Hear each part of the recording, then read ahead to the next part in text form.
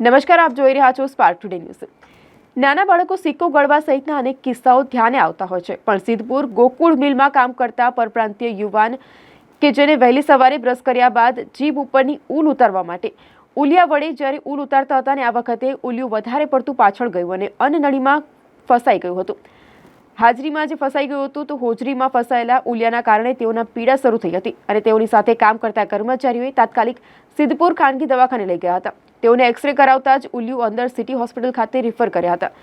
ફસાયેલું જે ઉલિયું છે તે નજરે પડ્યું હતું। તેઓને પાટણ ફરજ પરના ડોક્ટર હિતેશ પંચીવાલાએ એન્ડોસ્કોપીની મદદથી 10 મિનિટમાં ગળામાંથી ઉલિયું બહાર કાઢ્યું હતું। આ બાબતે ડોક્ટરને પૂછતા તેઓ જણાવ્યું હતું કે આ કિસ્સો અત્યાર સુધીના ક્યારેય કોઈએ નહીં સાંભળ્યો હોય તેવો આ કિસ્સો બન્યો છે। 1 કલાકમાં જ તેમને રજા આપી અને ઘરે મોકલવામાં આવ્યા હતા। ये मेरा मित्र शिव कुमार पटेल है, गोकुल कंपनी में काम करते हैं। सुबह ही ब्रश करते वक्त निकल गया था इसको अंदर, तो इसको यहाँ पाटन हम डॉक्टर के पास आए थे, हितेश पंची वाले के पास, तो उन्होंने दूरबीन से इसको अंदर से चेक करके निकाल दिया। मेरा नाम शिव कुमार पटेल, सिद्धपुर गोकुल से। सुबह ब्रश करते समय मैं ये पट्टी निकल गया था भूल से।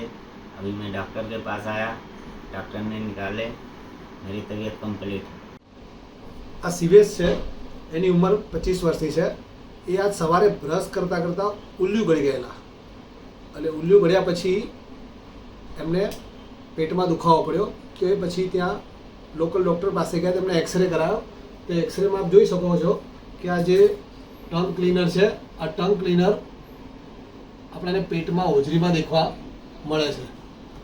તો આ ટંગ ક્લીનરને અમે એન્ડોસ્કોપી દ્વારા હોજરીમાંથી રિમૂવ કરીએ છીએ અને લગભગ કલાકમાં પેશન્ટ કમ્પ્લીટ ઓલરાઇટ છે અને હવે અમે એમને રજા આપીએ છીએ।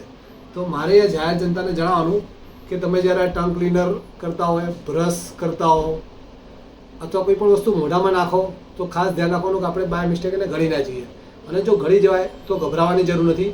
તમારે એવા નજીકના એન્ડોસ્કોપી સેન્ટરમાં જવું જોઈએ, તો આ બધી વસ્તુ એન્ડોસ્કોપી દ્વારા ઇઝીલી રિમૂવ કરી શકાય છે અને પેશન્ટ લગભગ કલાકમાં ડિસ્ચાર્જ મળી જાય છે। આમ પેશન્ટ મોટા ઓપરેશનથી બચી જાય છે।